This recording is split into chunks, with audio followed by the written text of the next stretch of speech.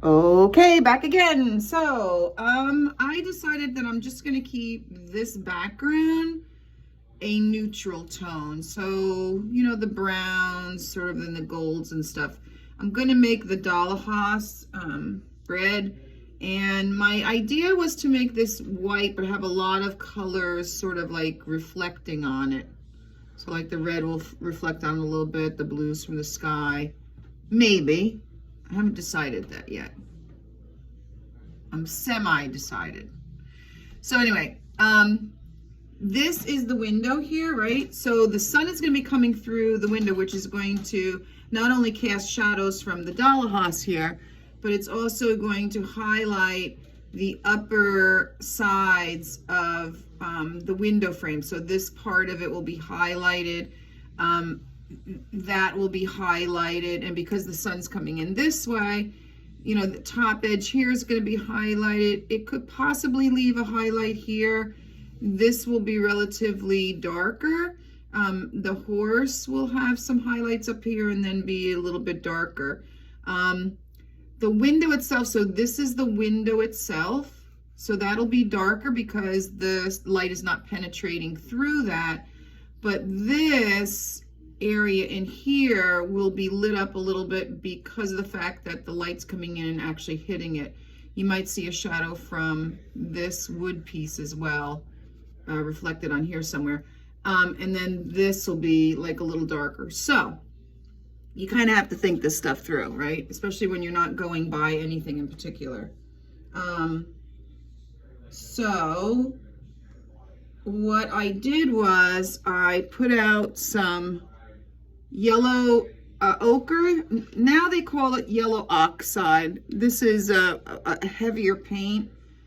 I do have some of it in the bottled stuff, but I don't have it home here. So it's called yellow ochre, but now they call it yellow oxide because they use like fake ingredients now. They don't get a lot of the pigment directly from the ground anymore, because a lot of times it's toxic. And then this is what they call burnt umber. So it's a very dark kind of brown. There's other things, burnt sienna, raw umber, raw sienna. Those are all kinds of paints that you'll see, all those neutrals that are really good to work with.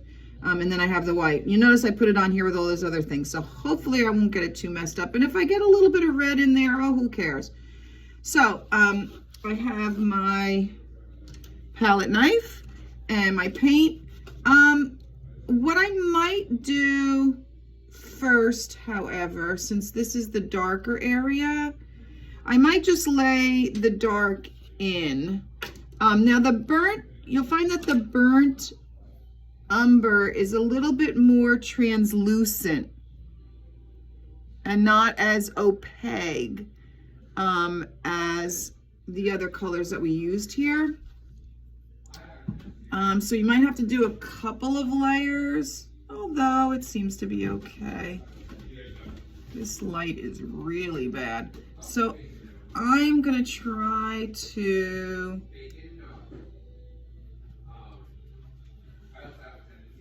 scrub in some of this.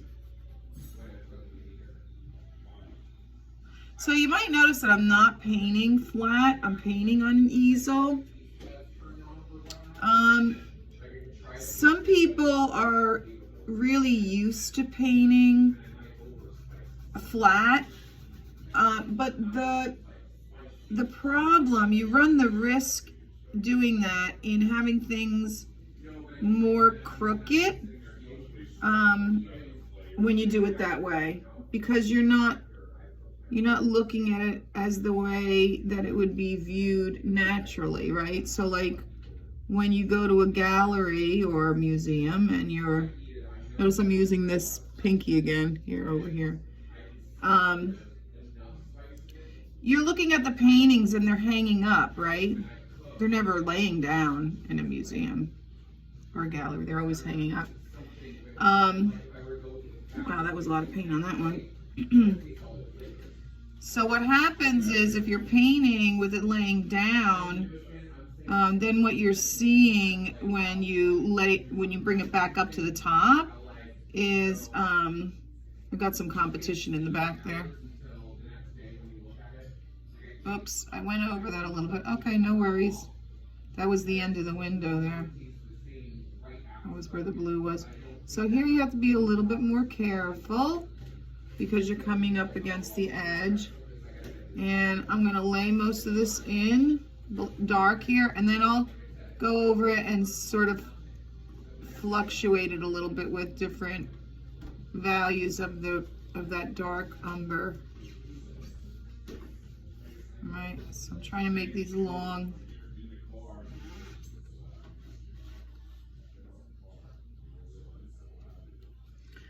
And we'll go across this way. Try to keep it as straight as I can, but again, if it's not entirely straight, it's okay. Because a painting is a painting. That's the beautiful part about it. It is not a photograph. If you wanted a photograph, you could just take a picture. This is a painting, so you don't need to do that. Hey, can you guys close that door up there? Thank you.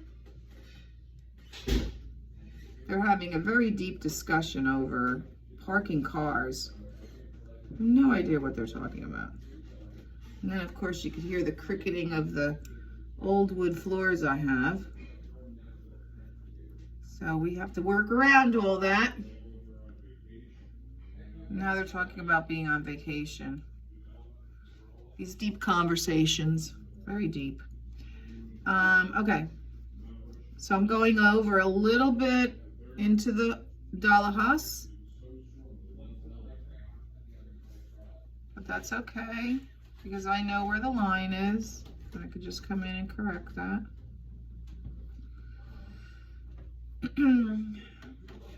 There we go.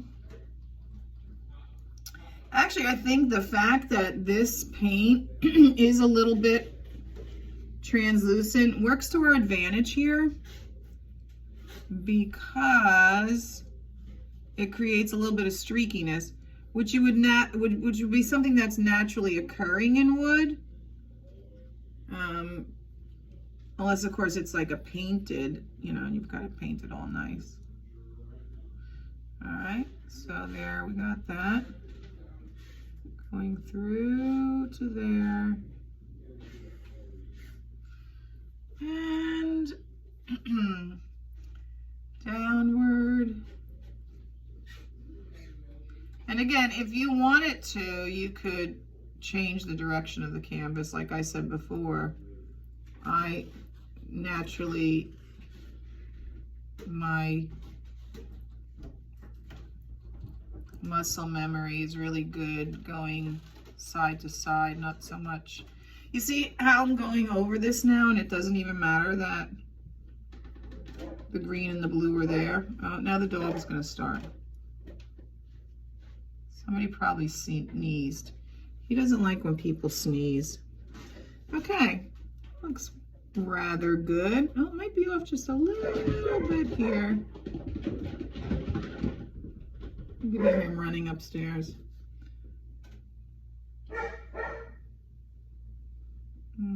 Make it a little bit thicker. Okay, so there's our window frame. Might look cool with a little bit of, you never want to use, by the way, you never want to use white directly out of anything. It's never a good idea to use white directly. So even if it's white, like white in snow, you're always using some other color in there. Like if you used white with yellow ochre, it would give you a very warm glow. So that would be like if you were doing snow in the daytime, you'd probably want to put the yellow ochre in, just a tiny, tiny bit. And then if you were doing snow like in the evening, it's cooler out, you'd want to use like a little bit of blue. So now what I'm doing is pulling in some of this white with that in it. And just kind of playing around with it. Do I have too much white here? Yeah, maybe. I like that. But maybe not.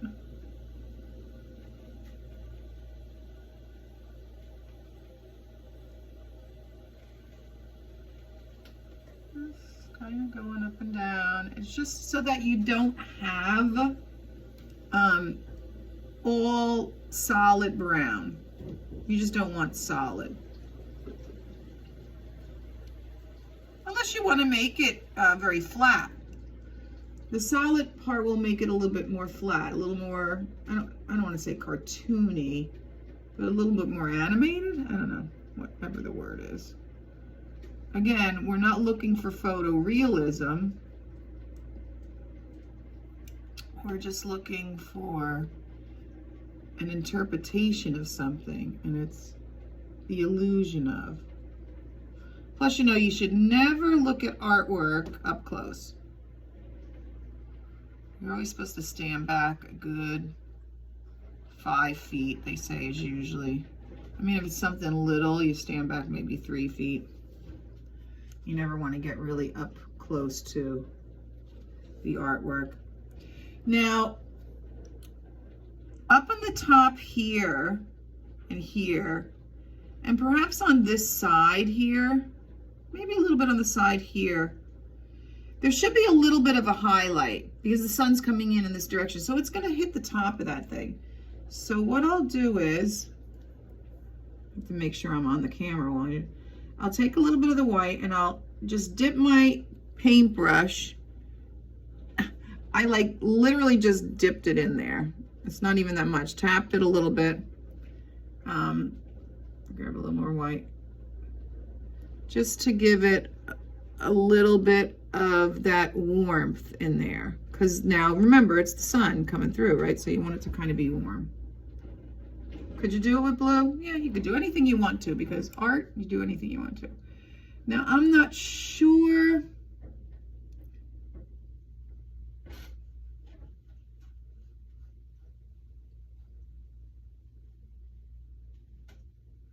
I mean, the corner should be relatively light. And as it goes up, it kind of fades because, you know, that's sort of in the shadow a little bit. So this is going to be a little lighter here too.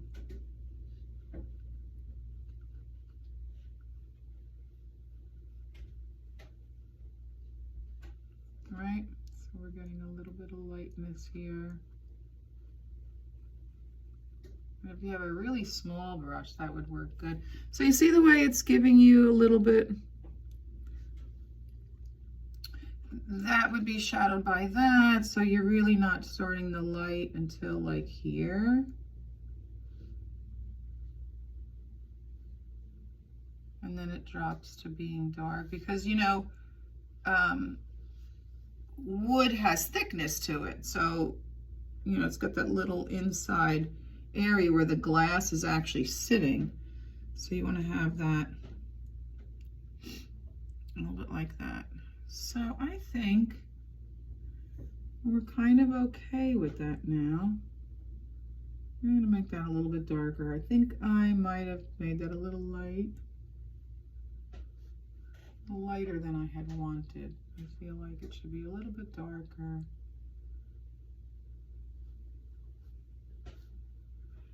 And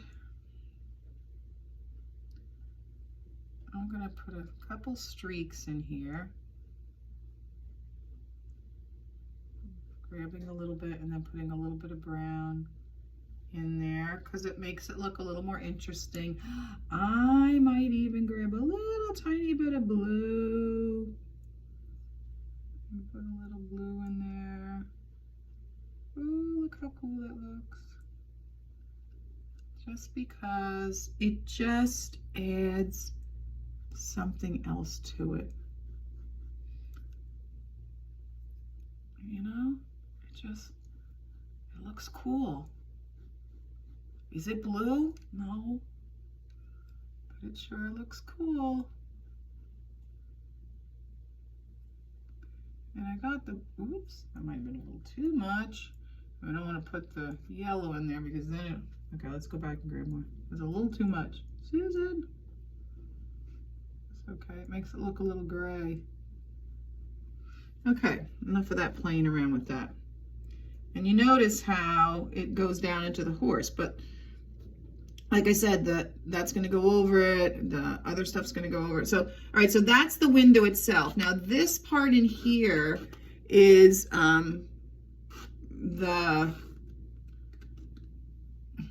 it's not the windowsill, but it's, well, maybe that is called the windowsill. I don't know. I'd have to check with a contractor to see what it's, but it's where the window's sitting. So this is going to be a lot lighter here, right?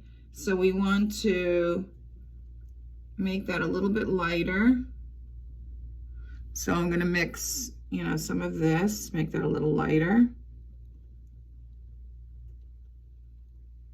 with the dark. I'm going to go all the way around, do sort of like the same thing. When I come to the corners here, that's going to be a little bit darker. Oh, look, and I still got some blue on there. That looks kind of cool.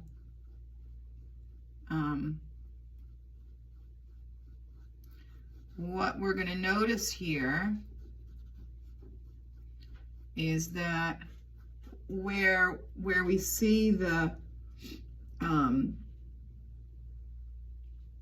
window panes, where the separation of the window panes is, there should be some kind of shadowing on here. So we're going to have to include that, right? So here is that inside part.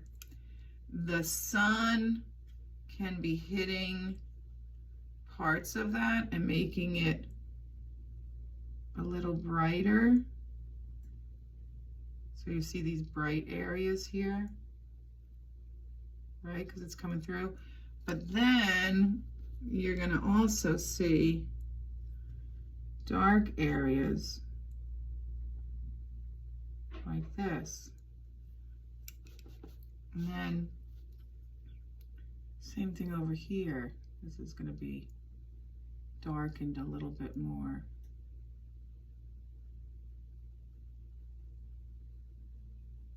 Because it's in shadow, so it's going to be darker. So make that a little darker. And this, of course, up here is going to be darker as well. You can scrub the stuff in there first until you feel comfortable. But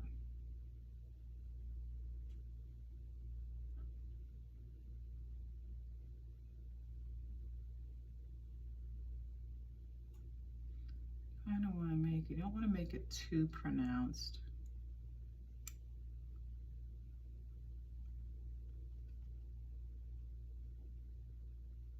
But you want it to be there somewhere. So kind of pull it out a little bit. There we go.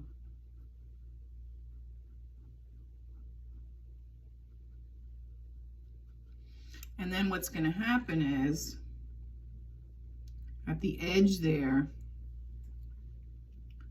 again, the edge is going to be whiter where this edge is. And we'll work that in when we start the next one. Okay, so I'm going to finish this up, go around here and do this. And remember, you're pulling paint, add a little bit of the lighter. Where it goes in here, of course, this is going to be darker here, right? Because this is up in the corner. The sun's coming through the window. It's not hitting any of this. So this is going to be a little darker here. So play around with it.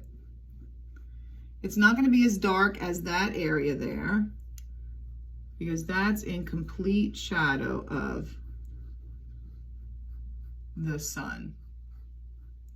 The sun's to the back of it.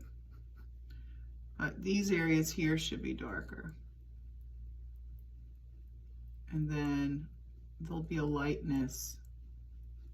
And go with the way that the wood would go. So the wood's going this way, go this way. Don't do that business. Well, I shouldn't say that. because people have their own way of doing things.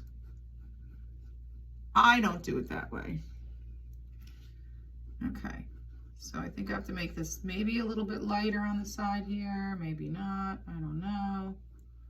I'm gonna take another look at it.